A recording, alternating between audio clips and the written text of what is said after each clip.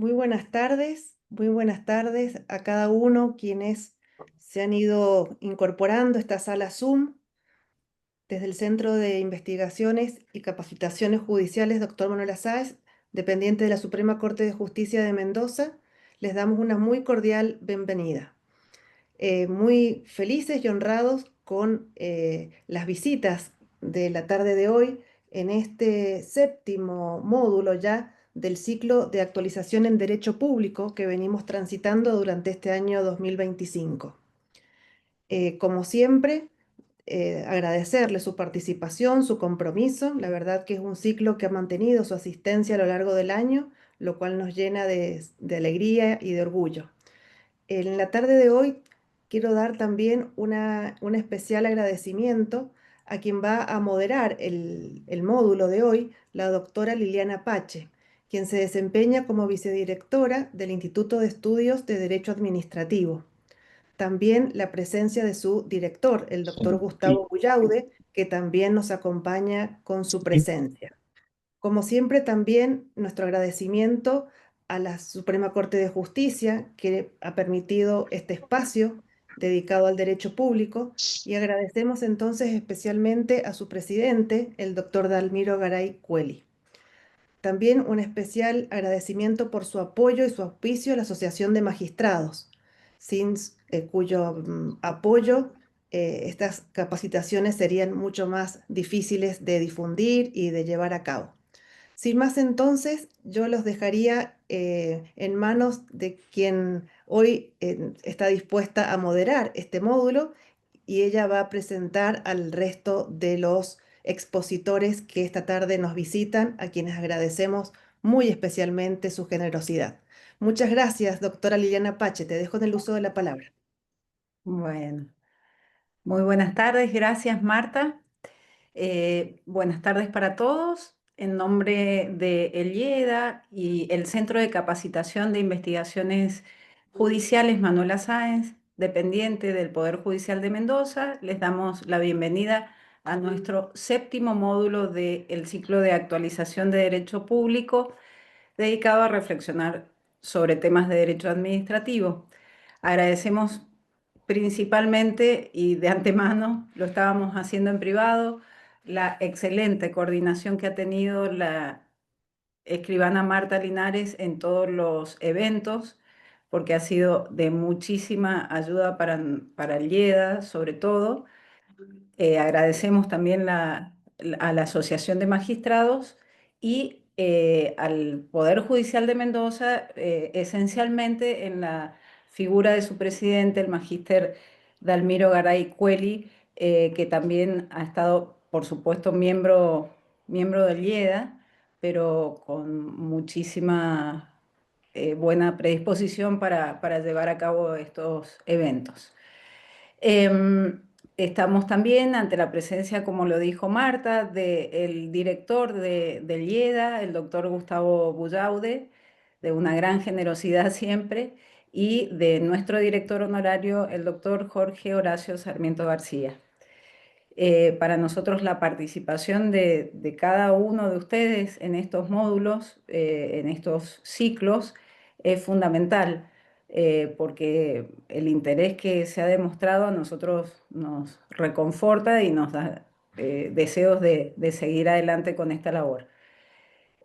Hoy vamos a contar con la presencia de dos destacadísimos disertantes, el doctor Alejandro Pérez Walde, quien abordará los desafíos de la regulación y desregulación de infraestructuras públicas, y la doctora Alejandra Petrella, quien compartirá su mirada sobre los nuevos paradigmas del derecho administrativo.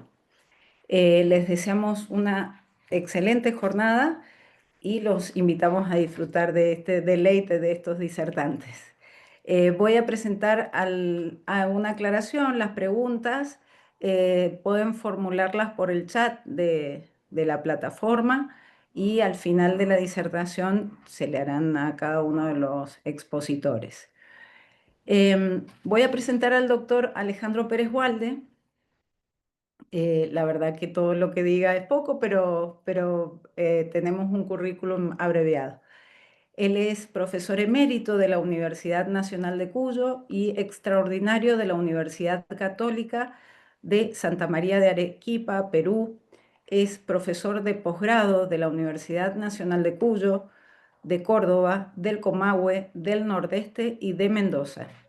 Es doctor en Ciencias Jurídicas y Sociales y director de carrera de doctorado en Derecho en la Universidad Nacional de Cuyo.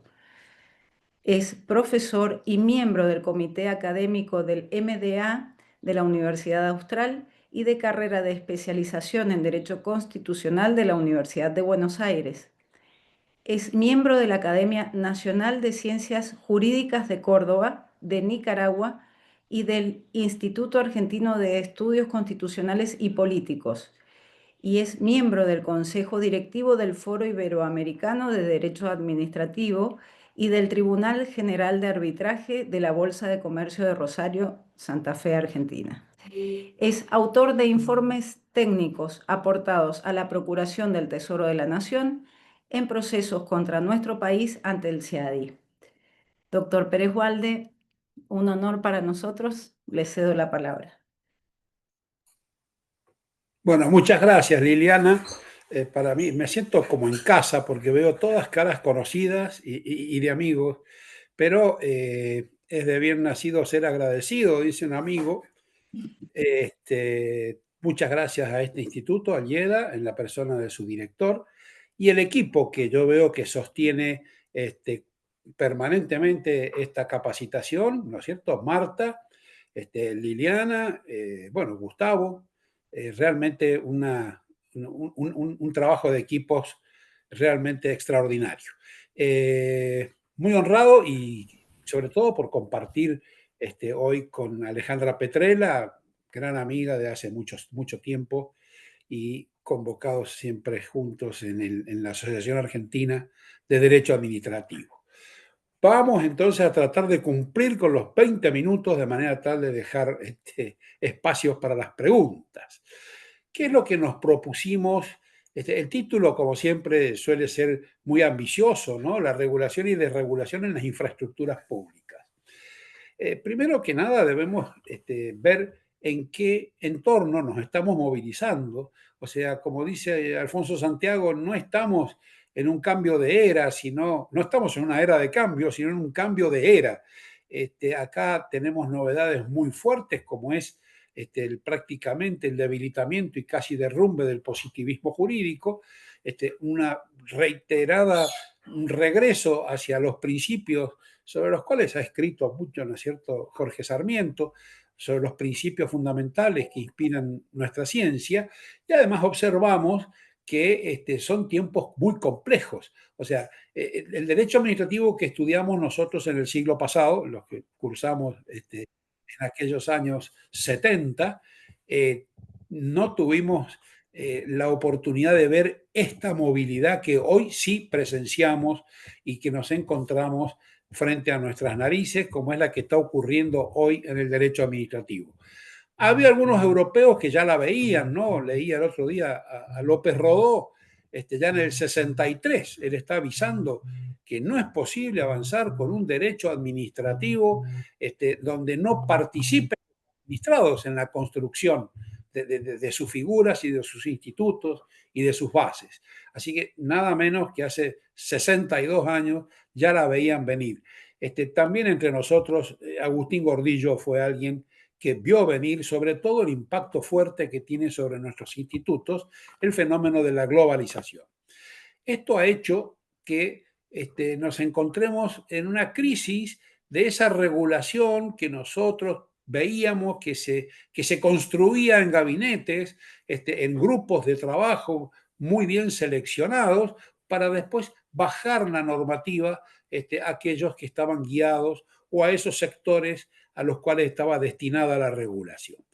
Eso ha ido transformándose y cada vez más, ¿no? De la mano de nuestro amigo Javier Barnés, que ha trabajado mucho con Schmidt-Assmann, estamos en un derecho administrativo, en un procedimiento administrativo que ellos denominan de tercera generación.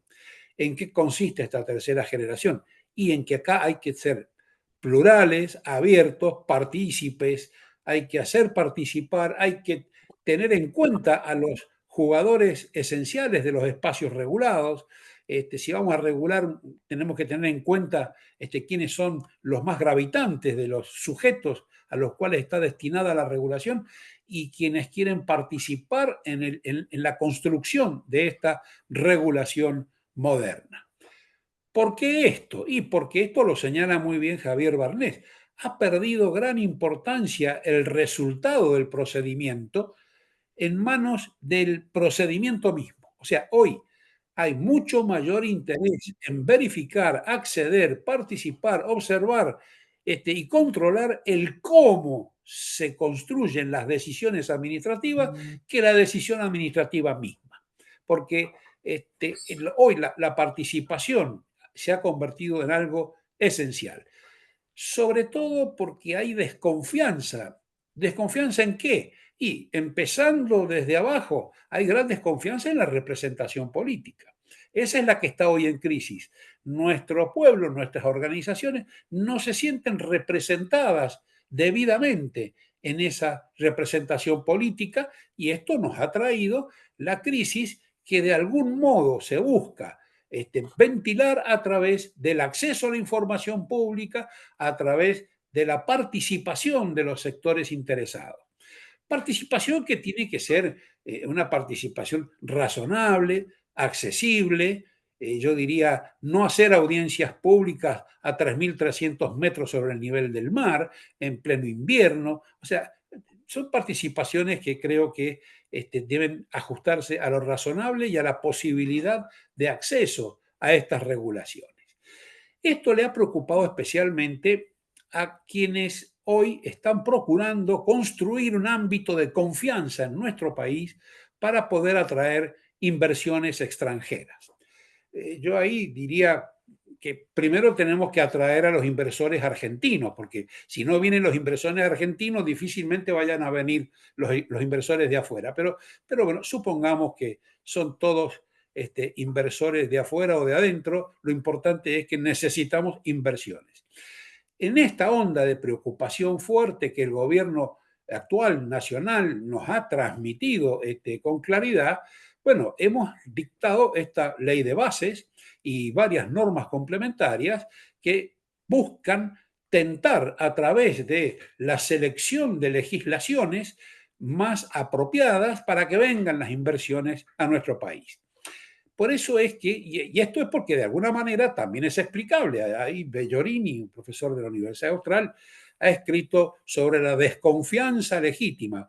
Bueno, a mí me gustaría más decir la desconfianza justificada. Nos hemos ganado un grado de desconfianza muy grande porque hemos mentido hasta con los índices oficiales para perjudicar bonos que hemos colocado en mercados internacionales. Entonces, difícilmente confíen y ustedes saben, nadie ignora lo difícil que es reconstruir un nivel de confianza.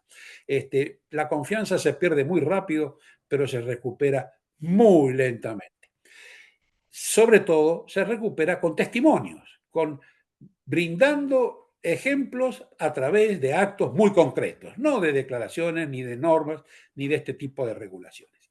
Lamentablemente, la forma en que se ha encarado esto ya se hizo en la época de la reforma del Estado, se dio un paso muy importante, la 23696, estoy hablando del año 89, cuando asume Carlos Menem y dictan esta reforma del Estado con privatizaciones, después el decreto de desregulación del 91, se desregulan un montón de funciones.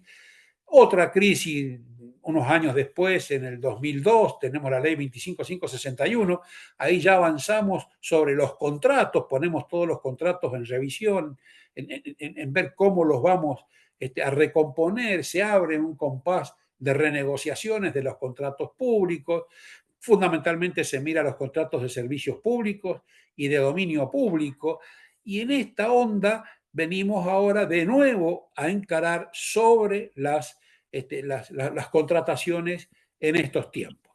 Con un agregado que antes no estaban o no se presentaba con tanta claridad.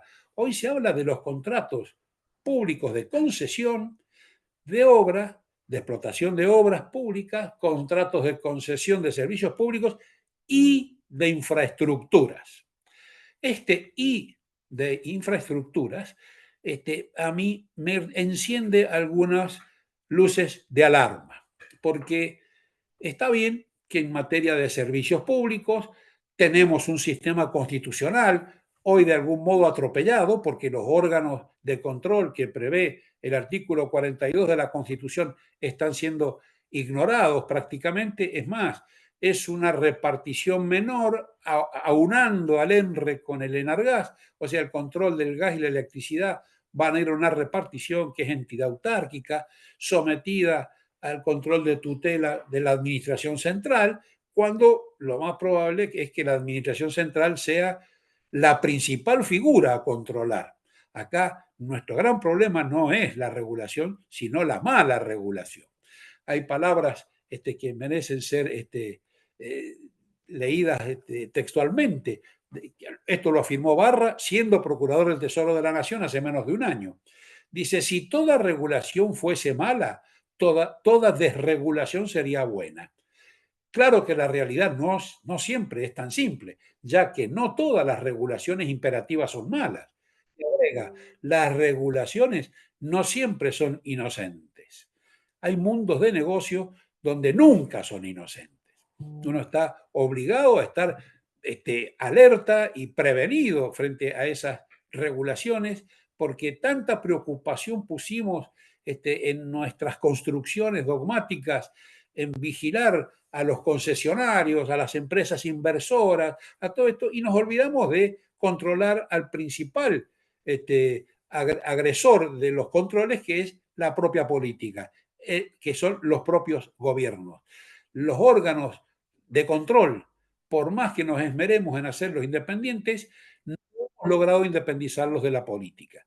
La política tiene capturados los órganos, entonces estamos en serias dificultades porque este es un sistema que no puede funcionar sin controles. Y estoy hablando de los servicios públicos.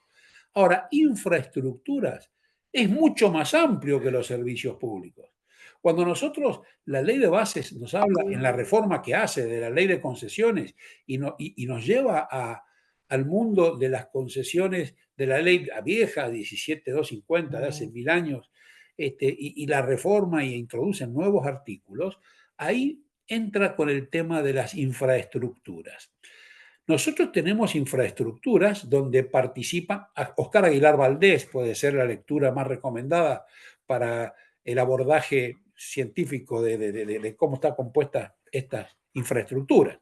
Pero me interesa en especial poner en claro que infraestructuras ya no solamente tienen como objeto una obra pública o una concesión de un servicio público. Sí, esa sería la infraestructura ferroviaria o una infraestructura portuaria o una infraestructura de distribución eléctrica o de manejo de la distribución y transporte del gas.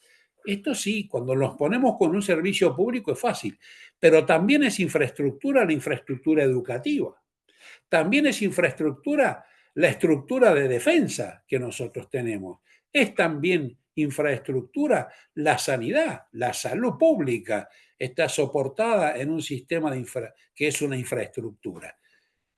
Y esas no son servicios públicos, son funciones del Estado. Una infraestructura educativa es función del Estado, no es un servicio público, porque no haríamos en ese caso un marco regulatorio para la infraestructura de justicia o para la infraestructura hospitalaria de nuestra provincia, por ejemplo.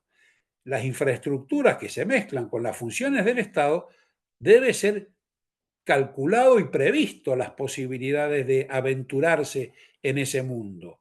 A mí me preocupa porque en las infraestructuras bien armadas existe intervención de capitales y de intereses privados. Está muy bien. Y también interesa que vengan y que además les resulte negocio venir, si no, no van a venir. O sea, el lenguaje de la participación privada ya sabemos que no viene si no hay un interés económico. Lo que pasa es que ahí es muy difícil congeniar intereses particulares, intereses económicos comerciales con los intereses públicos a los cuales están comprometidos los servicios públicos en general, pero las acciones, las funciones del Estado en especial.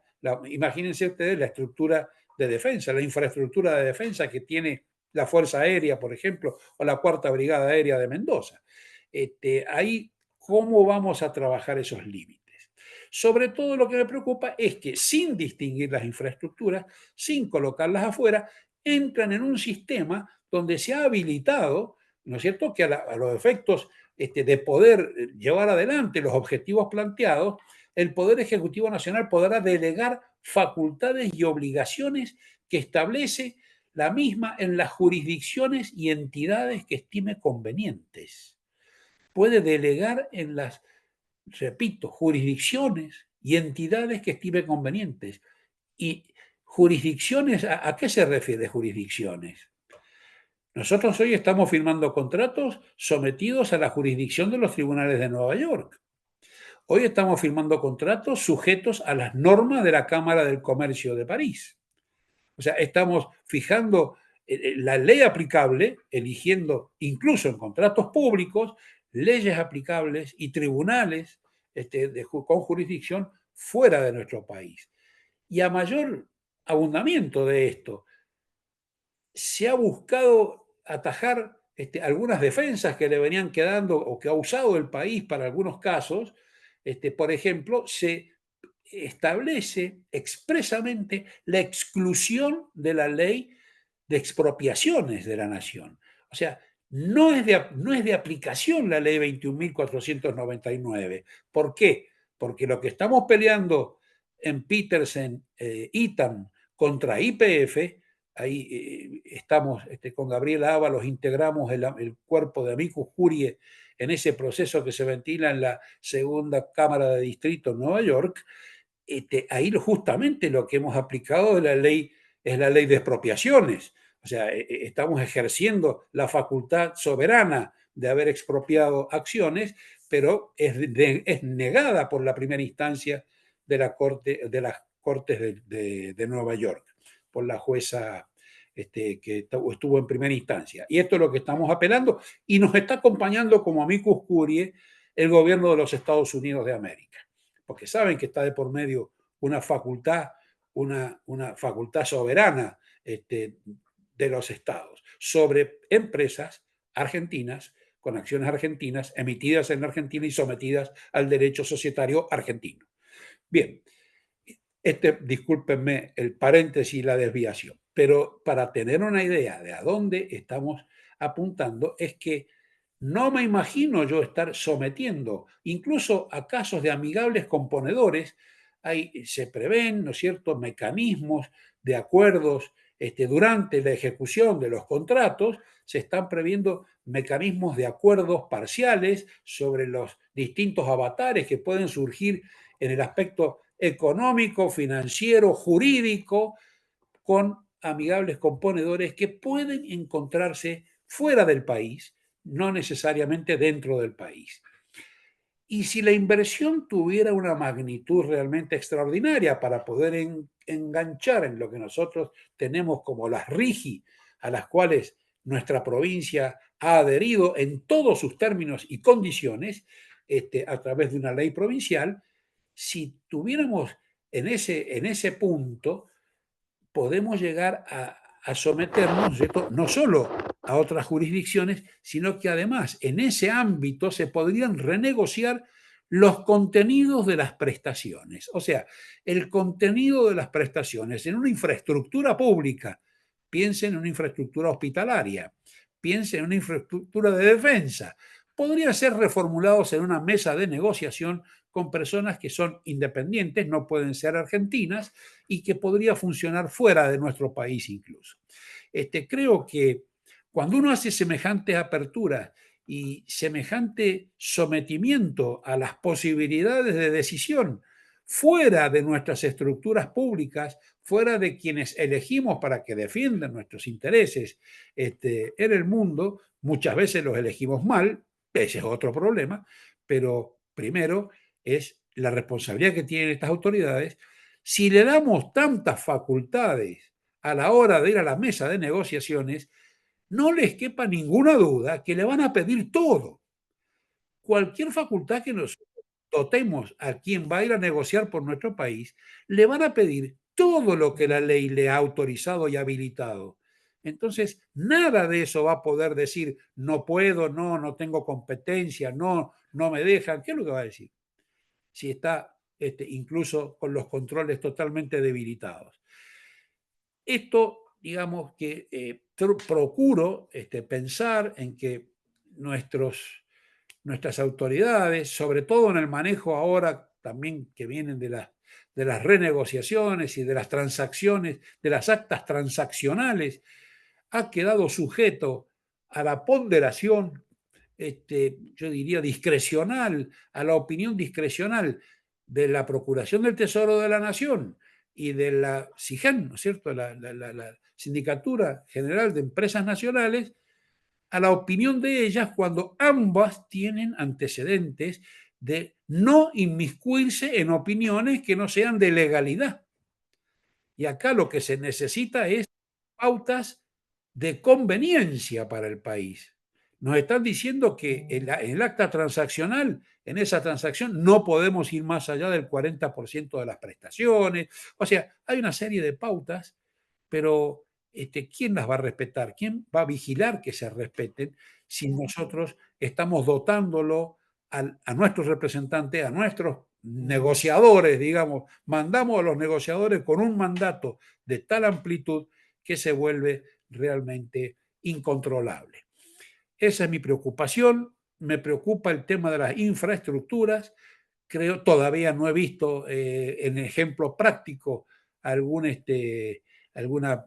algún golpe en esa materia contra el país, pero es de esperar que cuanto más importante y medular sea la función que cumplen, mejor negocio es el que queda a disposición de quien viene a hacer la inversión, y es altamente probable que pretenda la mayor de las facultades posibles que estén en la mano. Quizás, y para poner como ejemplo, y con esto me gustaría cerrar para estar en el término,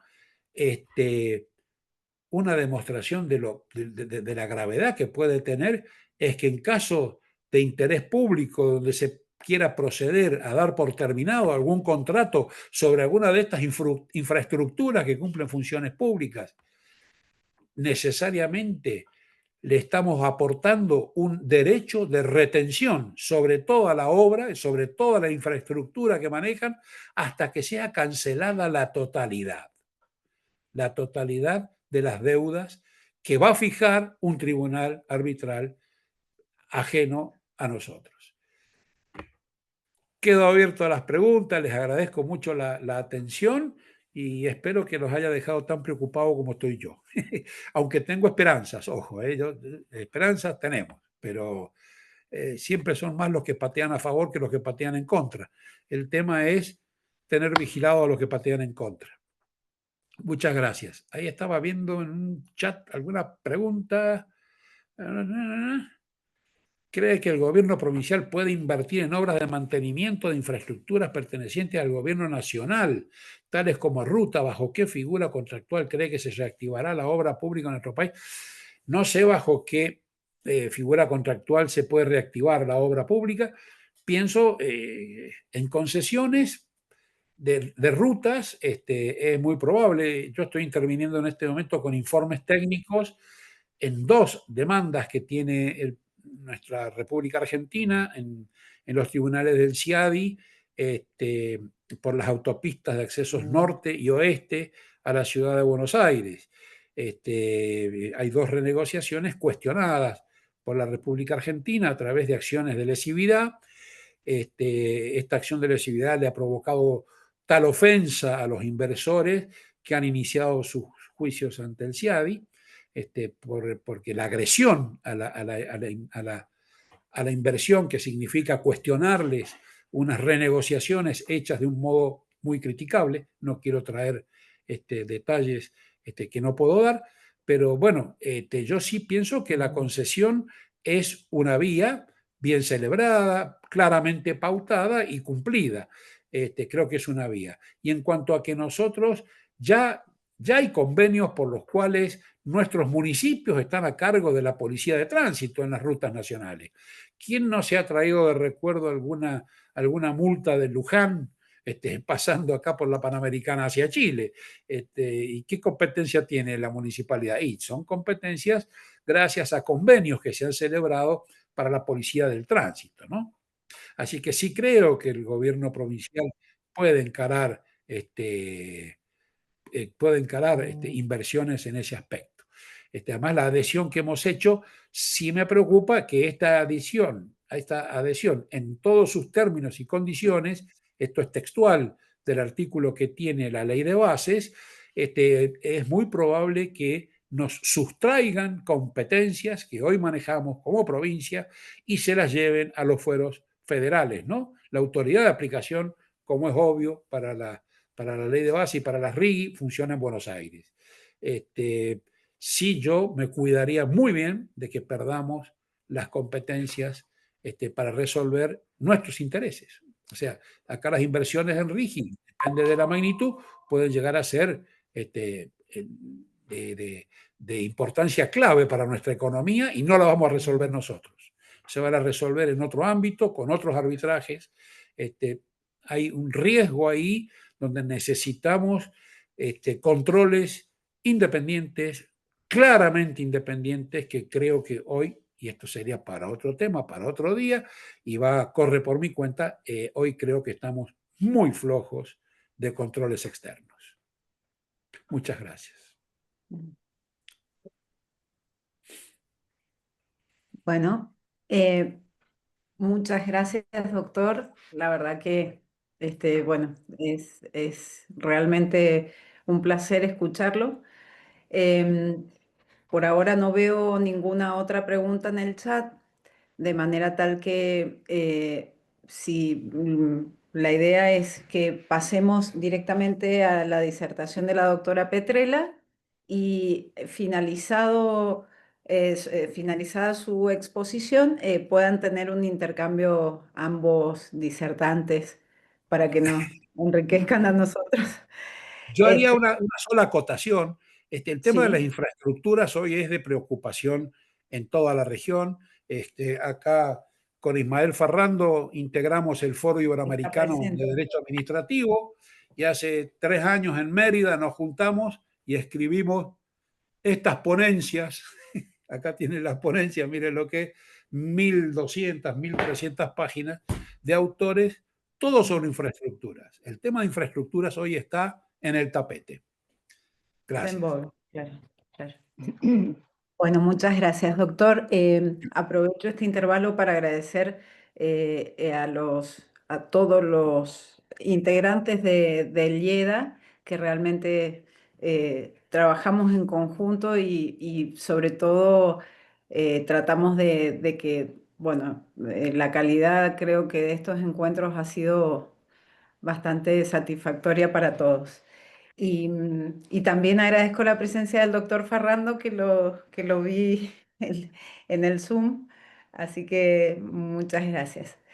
Bueno, paso a presentar a la doctora Alejandra Petrella. Ella es jueza de primera instancia en lo contencioso administrativo, tributario y de relaciones de consumo de la Ciudad Autónoma de Buenos Aires, titular del juzgado número 12. Es doctora en Derecho y Ciencias Sociales y posgraduada en Derecho Administrativo. Es profesora de grado y posgrado en diversas universidades y autora de numerosas publicaciones relacionadas a su especialidad, entre ellas el libro Salud Mental y Salud Pública, un abordaje desde el derecho administrativo constitucionalizado. Doctora Petrella, le cedo la palabra. Bueno, ante todo, muchísimas gracias a los organizadores, a Lieda, a Gustavo, por esta invitación que la verdad es un gusto, un placer, un honor. Me encantaría estar ahí porque siempre digo que soy muy porteña, pero creo que el único lugar donde podría vivir en Argentina, si no viviera en Buenos Aires, sería en Mendoza. amo Mendoza, es una provincia hermosa, los mendocinos también son maravillosos, así que todo lo que tenga que ver con Mendoza siempre va a contar conmigo. Así que muchísimas gracias por la invitación. Y además es otro honor, y todavía hasta después de 25 años de jueza, me pone un poquito nerviosa compartir un panel con el doctor Pérez Walde, al que siempre admiré muchísimo. Compartimos los caminos de la hada, igual que con Ismael Ferrando, que anda por ahí.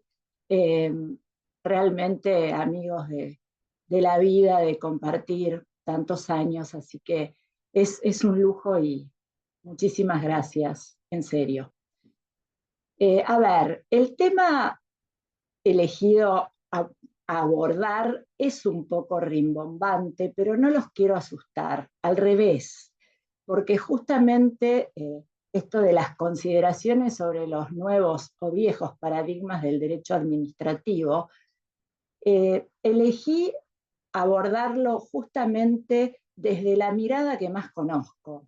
Y a esta altura del partido creo que me puedo dar el lujo de hablar de los temas en los que me siento más cómoda. Y puedo hablar con la impunidad que me da ser una persona ya casi adulta mayor, ¿no? Entonces, puedo contar algunas cosas desde mi experiencia, articulándolas con una realidad que creo que es compleja. Lo que decía el doctor Pérez Walde, creo que se puede traspolar perfectamente al proceso y al procedimiento administrativo. Entonces, para no abordar nuevamente, valga la redundancia, el tema de la ley Bases, todos los cambios que propone, de lo que tanto se ha hablado últimamente en foros académicos, eh, elegí justamente articular este vínculo entre los viejos o nuevos principios generales del derecho administrativo y su relación con los principios que forman el proceso contencioso administrativo, que tienen sus particularidades y que lamentablemente, y esto lo digo desde muchos de los que están escuchando seguramente integran el Poder Judicial, que lamentablemente en el marco de lo que tiene que ver con el sistema judicial, poco ha cambiado. A ver, la ley de demandas contra la nación, la 3952, creo que del año 1900, si no me equivoco. Y no sé si cambiaron demasiado las cosas, ¿no? Entonces, a mí me parece que en esta charla creo que lo mejor es invitarlos a que pensemos con honestidad intelectual justamente cómo articular estos nuevos principios, qué es lo que pasa con ellos a la luz de todos los cambios que ha habido, porque mucha gente debe creer que la virtualidad modernizó muchísimo los procesos judiciales. Puede ser, ahora el expediente ya no tramita en papel, sino que está mediado a través de una pantalla. Para mí, que soy una persona grande, se perdió mucho más de lo que se ganó en el balance. Sé que es muy cómodo para los abogados no ir a tribunales, pero hay muchas cosas que no cambiaron, ¿sí? Las normas procesales no cambiaron. Entonces, la virtualidad puede ayudar, pero sí, por ejemplo, los plazos siguen siendo los mismos, las normas procesales que acompañan siguen siendo las mismas, etcétera, no va a haber grandes cambios. Un empleo público, que realmente es un expediente que podría tramitar en 3 meses, demora mínimo 3 años, ¿sí? Tuve la oportunidad de estar en la Escuela Judicial de España. Ustedes saben que el sistema ya de selección de magistrados es distinto, y los procesos contencioso administrativo. Yo me voy a limitar a hablar del proceso contencioso administrativo. Son bastante distintos. Y además, en enero se sancionó en España, y los invito a que lo lean, el Decreto Real 1, me acuerdo porque es 1 de 2025, que modifica sustancialmente el Poder Judicial, pero modifica el proceso contencioso administrativo. Y lo modifica, por ejemplo, además de incorporando nuevas tecnologías, acortando los plazos, etcétera, lo modifica básicamente a partir de la oralidad, o sea, se hace una audiencia de vista de causa, van las partes, se intenta llegar a un acuerdo. Si el acuerdo no es posible, el Estado, que en general es el demandado, tiene que ofrecer la prueba de la que intenta valerse. El juez contencioso administrativo de primera instancia, que no deja de ser un obrero, porque, a ver, gente, nosotros, mis primeras sentencias hace 25 años eran kilométricas y a veces inejecutables.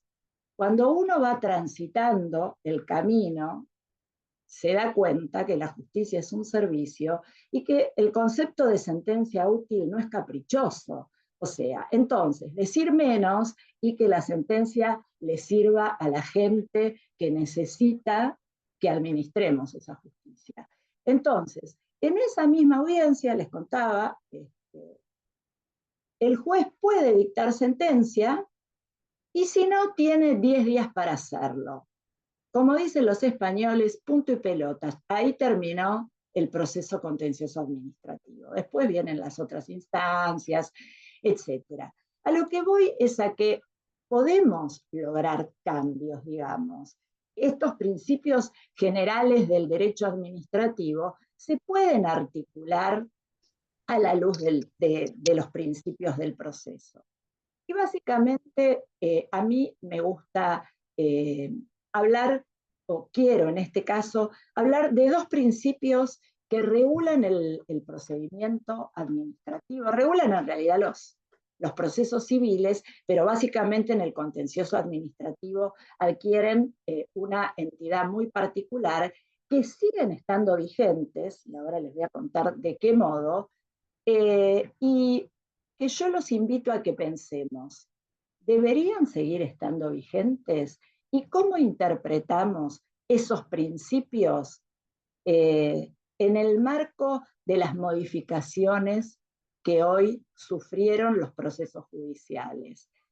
Léase, amparos colectivos, litigios estructurales, judicialización extrema de ciertas cuestiones políticas o judicialización de políticas públicas, el cuestionamiento de si los magistrados cuando dictamos una sentencia tenemos injerencia en una política pública, la cual podemos incluso modificar, las cuestiones presupuestarias, el famoso ahora llamado showdown que se da en este tipo de procesos que además en muchas jurisdicciones ni siquiera están regulados. Por ejemplo, en la ciudad de Buenos Aires tenemos el amparo sumamente regulado y todo tramita por amparo, el amparo se ha desnaturalizado completamente, pero sin embargo el amparo colectivo o el proceso colectivo no, entonces termina siendo una creación pretoriana de los jueces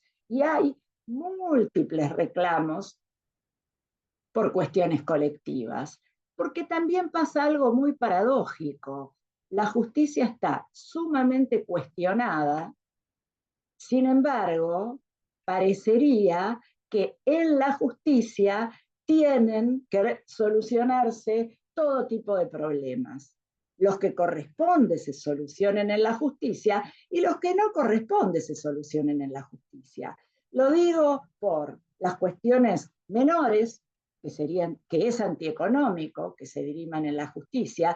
Lo digo por las cuestiones políticas que no tienen que dirimirse en la justicia, porque muchas veces se termina utilizando a la justicia con fines políticos. Seguramente la impugnación de las normas es una vía que existe y es legítima, pero no como presión política. Entonces, todo este tipo de cuestiones que se dirimen, que pretenden dirimirse ante un tercero que es un juez imparcial, para mí deberían ser reformuladas. Y les decía, hay dos principios que rigen el proceso contencioso administrativo y que hoy, para mí, pese a que existen y que la Corte los acaba de ratificar, ahora les voy a contar cómo y cuándo, están regulando el proceso. Uno es, y no les voy a hablar de ninguna novedad, el principio dispositivo. Ustedes saben que el principio dispositivo es aquel que establece que son las partes las que impulsan y tramitan el camino del proceso hacia el dictado de la sentencia. Este principio dispositivo modula el proceso, ¿verdad? Y el otro principio es el principio de congruencia. El principio de congruencia articula el proceso. ¿En qué sentido? En el sentido de que, sobre todo en el proceso contencioso administrativo, porque tiene dos vertientes. Uno es el principio de congruencia en líneas generales, que tiene que ver con que el juez tiene que dictar la sentencia, no apartándose de lo que tramitó, de lo que se tramitó, lo que se planteó en el expediente. Pero además, en el contencioso administrativo, tiene un plus que tiene que ver con que el proceso tiene que ser coherente y articulado con las peticiones formuladas en sede administrativa. Estos dos principios, el de congruencia y el dispositivo, tienen que articularse necesariamente con el artículo 108 de la Constitución, porque pese a todos estos nuevos tipos de procesos existentes, los jueces seguimos en nuestro sistema decidiendo a través de caso, causa o controversia. Esto es, el juez resuelve cuestiones concretas. El juez resuelve un caso concreto, no se puede apartar de esto. Los jueces, por eso, no podemos diseñar políticas públicas. Los jueces no hacemos leyes, no tenemos que dictar actos que regulen las conductas. Los jueces aplicamos las normas al caso concreto, ¿sí? Les decía que el principio de congruencia, que parecería que hoy no tiene tanta vigencia, la Corte, en un fallo muy reciente, voy a intentar compartir pantalla, pero al solo efecto de que tengan la referencia de los fallos que voy a hablar, porque voy a hablar un poquito de este fallo de la Corte y otro poco de algunos fallos de la Corte Interamericana de Derechos Humanos. A ver. Ahí se ve.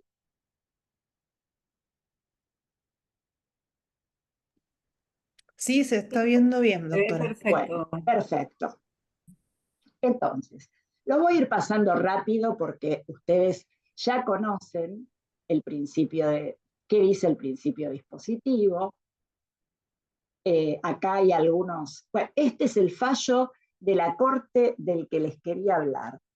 La Corte Suprema, fíjense en qué fecha, creo que la fecha está por ahí, el 19 de junio del 2025, la Corte adhiere a un dictamen del procurador Abramovich, y lo digo porque es un dictamen de Abramovich, ¿sí? Entonces, fíjense que en general es bastante pro derechos sociales, etc. Y sin embargo, la Corte, adhiriendo a esto, reitera lo que ya dijo en muchos fallos con respecto al principio de congruencia.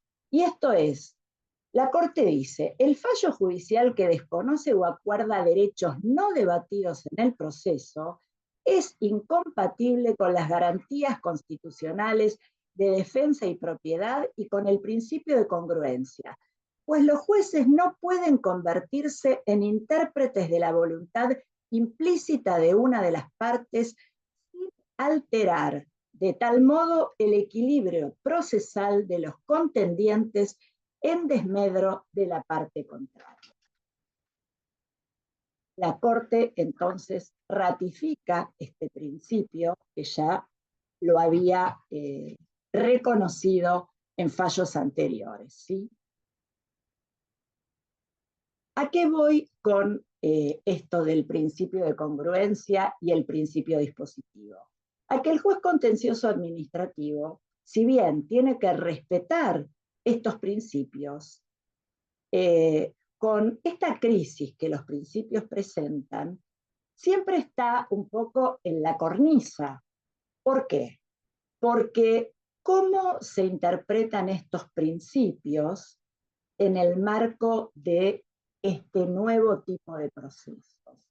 Yo creo que estos principios, como el sistema de justicia, están en crisis. ¿Y por qué me refiero a esto?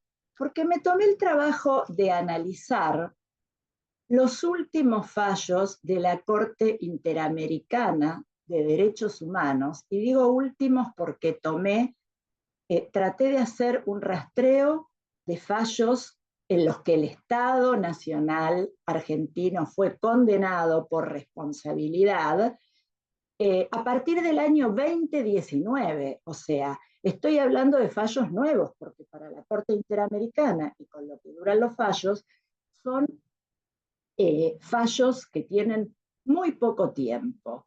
Y esta sucesión de fallos que elegí, de 6 fallos, justamente tratan como línea común, más allá del tema que se plantea en cada uno, todos tienen en común la condena al Estado Nacional, y esto me parece que lo tengo que decir desde mi lugar de jueza, o sea, tenemos que analizar por qué la Corte Interamericana de Derechos Humanos condena sistemáticamente al Estado argentino por incumplimiento de 2 principios, por incumplimiento de las garantías judiciales y por incumplimiento de la protección judicial. En todos estos procesos de los que voy a hablar, la Corte Interamericana condena al Estado por esto. El primero de los fallos de 2019 es el fallo Hernández con Argentina, que es el que, no sé si estos fallos los conocen, someramente el señor Hernández es apresado por una tentativa de robo, pasa de comisaría a distintas prisiones hasta que al final es condenado, y al señor Hernández se le declara una meningitis estando en prisión.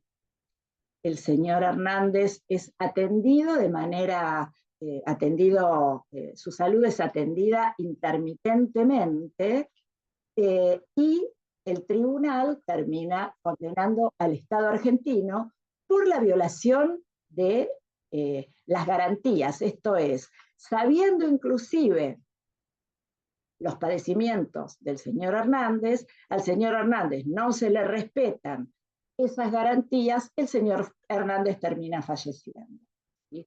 Pese a que la madre, etcétera. Entonces, el derecho de fondo, el caso de fondo, se trata sobre el derecho a la salud, sin embargo, se condena además al Estado Nacional por la violación al proceso judicial.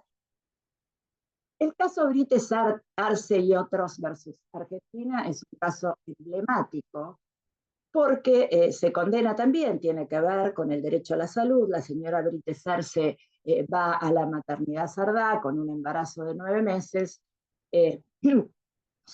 su hijito había fallecido, a la señora la hacen parir y termina falleciendo ella y el bebé.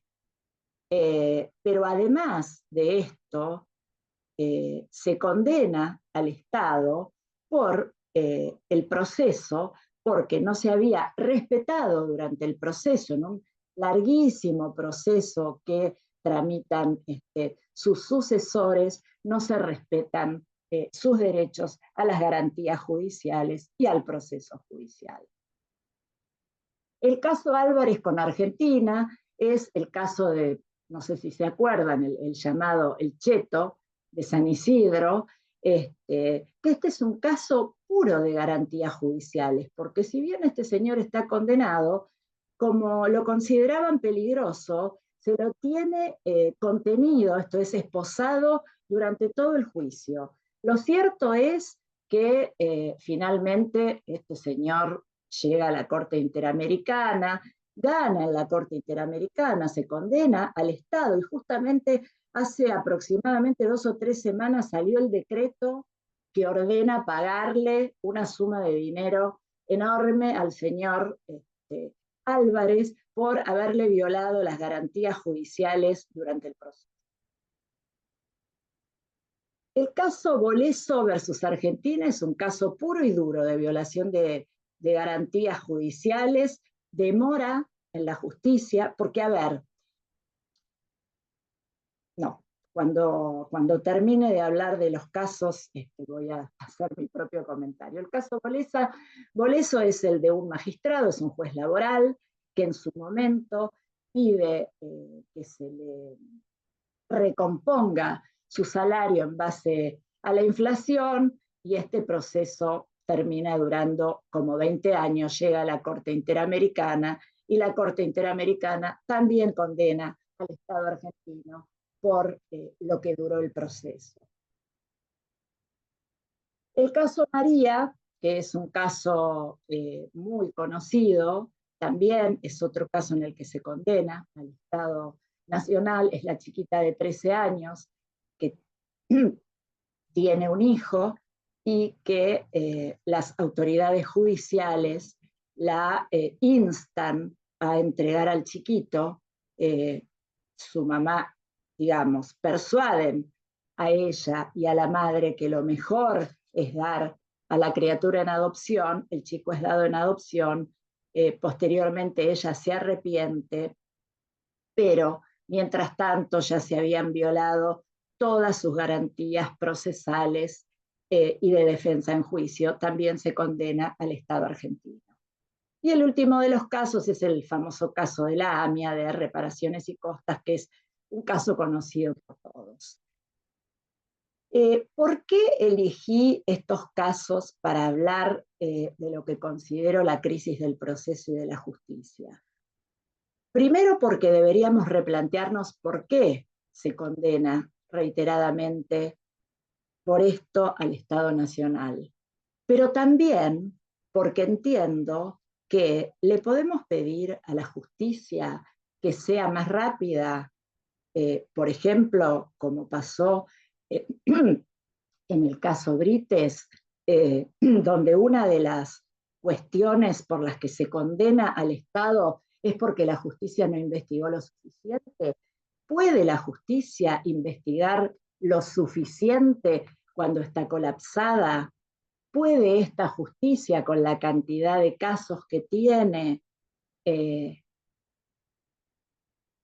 proceder como debería? Me parece que la crisis del proceso es la crisis del sistema. Creo que este sistema ya no está dando respuestas a las demandas, y que esto se agrava aún más cuando el proceso es contencioso administrativo. ¿Por qué? Porque a partir del dictado de las sentencias se abre un nuevo juicio, y ustedes no saben la cantidad de sentencias que están en ejecución y respecto de las cuales hay que abrir mesas de diálogo, hay que abrir instancias conciliadoras. Cuando yo tengo para mí que creía cuando empecé a ser jueza, que el dictado de una sentencia implicaba el fin de un proceso. Hoy el dictado de una sentencia muchas veces implica el inicio de un proceso. Entonces, yo lo que creo es que tenemos que empezar a pensar con honestidad intelectual, como se dice ahora, qué cambios tenemos que hacer para que haya un sistema de justicia que le sirva a la gente, aunque parezca una frase simple y reiterada. Esto es, hay que dar necesariamente una respuesta pacificadora, de refundación de la justicia. Obviamente, para esto necesitamos el involucramiento de la sociedad. Y para esto yo entiendo que deben hacerse determinados cambios casi de manera imprescindible. Uno de ellos es que la justicia tiene que empezar a trabajar interdisciplinaria o transdisciplinariamente. Otro de ellos los voy a anunciar porque si abordo cada uno se me va a ir todo el tiempo. Otro es que la justicia tiene que empezar a trabajar de manera horizontal. Me parece que ya la estructura de los juzgados, tal como está armada, no funciona. Creo que los juzgados no están dando respuestas a la gente. Creo que tiene que haber un cambio en las unidades de gestión con la necesaria incorporación de la tecnología, pero una tecnología aplicada al caso concreto, no la virtualidad por la virtualidad misma.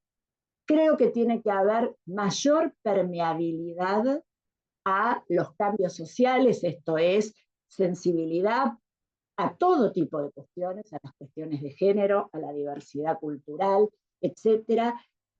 Mucha permeabilidad a esto, pero poca permeabilidad o impermeabilidad a los cambios de climas políticos o electorales. Y me parece que la justicia contenciosa en esto está haciendo agua, ¿sí? Entonces, creo que de lo que se trata es de ampliar la mirada. Y esto es lo que les propongo a todos los que están escuchándome, o sea, y que integran la justicia. Ampliar la mirada para que podamos darle una respuesta a la gente, para que la justicia vuelva a ser creíble y para que las cuestiones que se ventilan en la justicia vuelvan a su quicio. Esto es, vuelvan a tener que ver con cuestiones que un juez, que es un tercero imparcial, que fue formado para dirimir conflictos, pueda resolver, articular, solucionar y en el marco de estos principios, seguramente que son respetables, que deben seguir cumpliéndose, pero reformulados con todos estos nuevos procesos, se dicte una sentencia útil que ponga fin al conflicto y no que haga nacer un nuevo conflicto. Porque, como decía Muñoz, la ley y las sentencias no se cumplen y no pasa nada. Que la ley y las sentencias no se cumplan y no pase nada, ese es el verdadero problema. Gracias.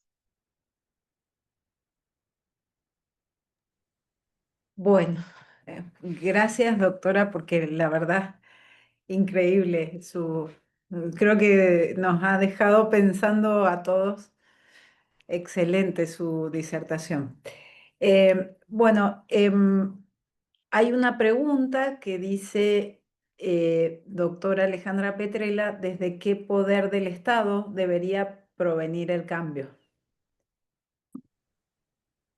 Creo que debería provenir de todos los poderes del Estado, pero, y acá lo digo desde mi lugar de jueza, yo lo que creo es que los que integramos el Poder Judicial no podemos seguir resistiendo a los cambios. Me parece que la entiendo, yo fui presidenta del Colegio de Magistrados, o sea que entiendo muy bien a la corporación. Y digo, esto no tiene que ver con eso, no tiene que ver con, porque si cada uno cuida su propia quintita, los cambios no van a ser posibles. A mí ya no me interesa una justicia de la que la gente descrea. Entonces, el cambio tiene que ser integral, obviamente, por parte de los tres poderes, pero necesariamente lo tiene que impulsar el propio Poder Judicial, haciendo saber, cosa que no gusta, yo sé que no, que los procesos así como están planteados no sirven. No sirve que un proceso dure 10 años, 10 años, si no llega a la corte, ¿no? Me parece que no estamos dando respuestas a la sociedad. El mundo cambió y la justicia no lo está viendo. Hay que repensar nuevas maneras de resolver los conflictos. Y esto no significa vaciar los juzgados, no significa que desaparezcan. No. Tenemos un montón de herramientas. Bueno, ¿qué hacemos con estas herramientas? Con estos jueces, con este Poder Judicial hipercapacitado en muchísimos casos. Pero así hay cosas que no dan más, me parece, es mi opinión. Sí, como decís, Alejandra, o sea, ni siquiera porque ni siquiera es un cambio vía poder legislativo, porque digo, estamos superpoblados de leyes que no se cumplen. Entonces creo Exacto. que realmente debería provenir del propio Poder Judicial. El problema es a veces derribar las estructuras ya preconcebidas. Y sí, y tenemos que intentar dar respuestas novedosas. A mí me llamó muchísimo la atención el fallo de la Corte respecto al principio de congruencia, pero creo que fue una manera de decirnos a los jueces que la creatividad no. Claro, Yo entiendo que es peligroso, que genera inseguridad jurídica, porque hay claro. muchas cosas que están corridas de lugar. Se usa muchas veces al Poder Judicial para otras cosas. Como instrumento, tal vez. Em, bueno, acá hay otra pregunta que dice, ¿cómo imagina que puede impulsarse este cambio desde adentro sin depender de una reforma legislativa? No, claramente el cambio hay que impulsarlo, pero la reforma legislativa se tiene que dar. El problema es que no es un tema que interese, porque, por ejemplo, a ver, hay una cosa, la gente se queja muchísimo de la justicia, pero no tiene ni la menor idea de quiénes van a ser sus representantes ante los consejos de la magistratura, por ejemplo, que son los que después eligen a los jueces de los cuales la sociedad se queja. Es algo menor si se quiere, pero no importa tampoco la modificación, por ejemplo, los códigos procesales. Y no creo que sea un tema cuya modificación interese. No le interesa la propia política. No forma parte de la agenda política. Esa es la realidad. Entonces, no pueden venir desde adentro del Poder Judicial más que propuestas. Entonces, creo que las asociaciones de magistrados con las asociaciones de abogados, trabajando conjunta y articuladamente, deberían empezar a hacer propuestas y trabajarlas, hasta que se logre afinidad legislativa y política, básicamente, ¿no? La pata política, claro. Bueno, no veo más preguntas en el chat. Doctor Pérez Walde, muchas gracias. Ha estado presente toda la disertación. Em, no sé si quieren hacer algún intercambio de opiniones. Acaba de ingresar otra pregunta que se la transmito. La reforma legislativa puede darse, pero si los operadores judiciales no se consolidan y continúa la politización de la justicia, es complicado. No era pregunta, perdón. Totalmente de acuerdo, Claro. totalmente de acuerdo. Pero para esto, y acá voy a hablar de una realidad que tampoco gusta, el tema de los concursos amañados, lo digo porque hace 25 años que soy jueza y he visto todo lo que pude haber Todo lo que puede visto, pasar. digo, es un temón.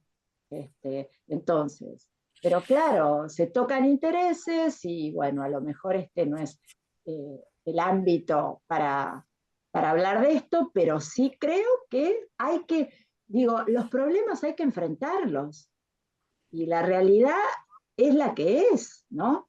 Entonces, la politización de la justicia tiene razón de ser. No nos engañemos. ¿Puedo hacer un agregado? Claro, por supuesto. Por Lujo supuesto. que hagas un agregado. Este, yo creo que la justicia no solo son los jueces ni las leyes procesales.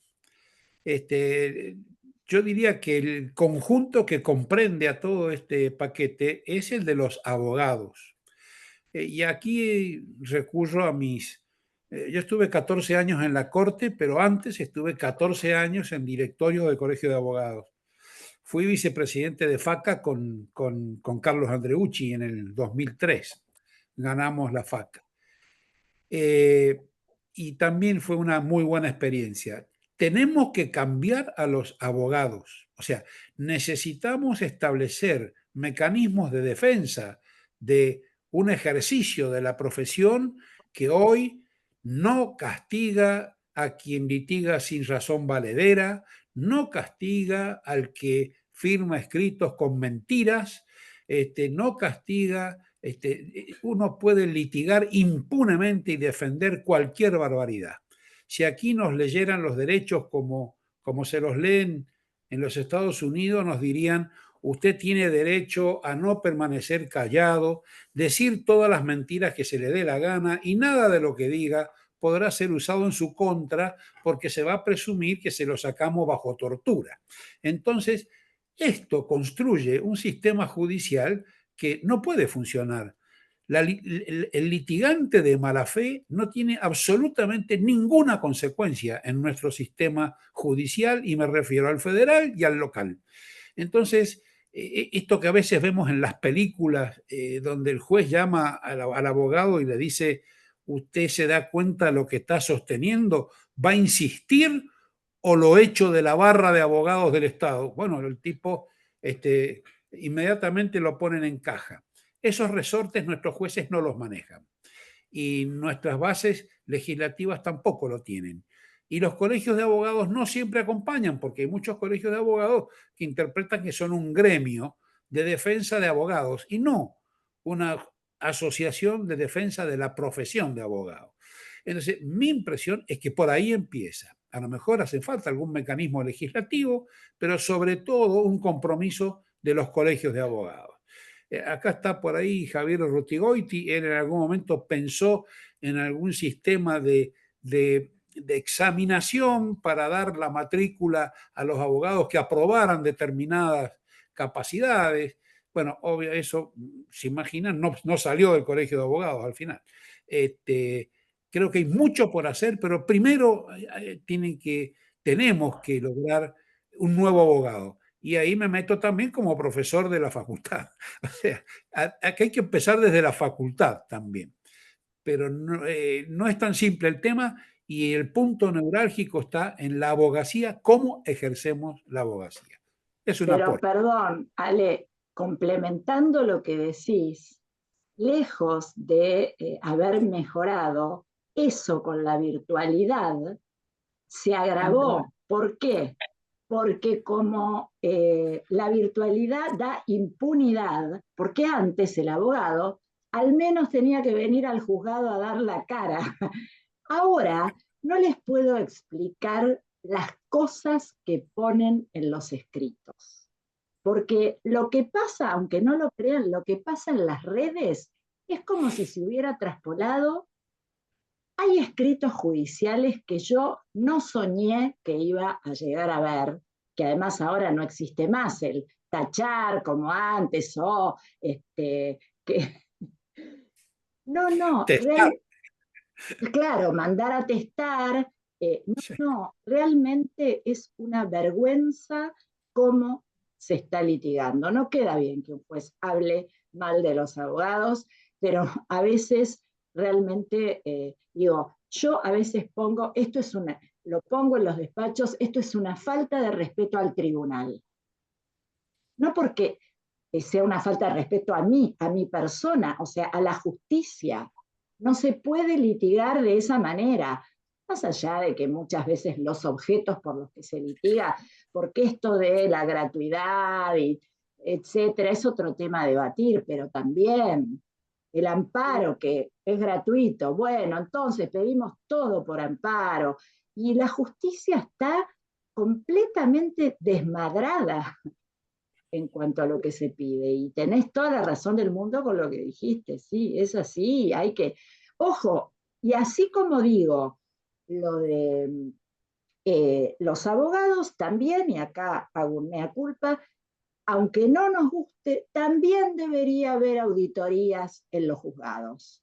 Y por ejemplo, ¿cómo puede ser que los concursos, cuando concursa gente del Poder Judicial, no se tome en cuenta cómo funciona el juzgado de la persona que, por ejemplo, va a concursar para camarista? Porque bárbaro, vos podés ser un académico brillante, pero si un juez de primera instancia tiene un atraso de meses y meses en sus sentencias, digo, ahí hay algo que no está bien. Y entonces las auditorías, y no nos tienen que asustar, porque si el juzgado funciona, ¿qué miedo me puede dar que me auditen? De alguna manera hay que controlar, ¿no? No es que los jueces hacemos lo que queremos, pero tampoco es algo que suene simpático decirlo, es la realidad. Estoy de acuerdo. Sí.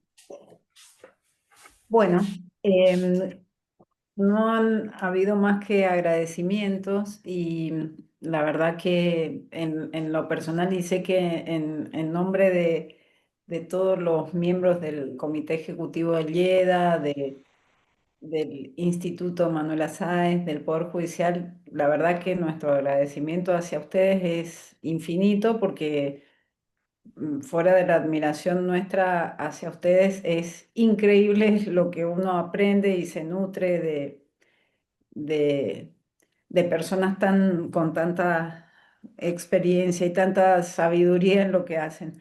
Así que de nuestra parte solo agradecerles, esperemos que nuestro próximo encuentro sea presencial, así como nos Ojalá. gusta a los Con argentinos un todos. buen vino, eso sí. Sí, por supuesto, con un buen vino y con una buena cena para que podamos compartir juntos, pero de verdad Alejandra y Alejandro, muchísimas gracias.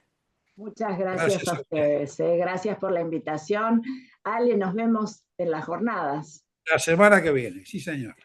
Hasta Bueno, pronto. Gracias a todos. buenas tardes. Muchas Buenas gracias. tardes. Gracias.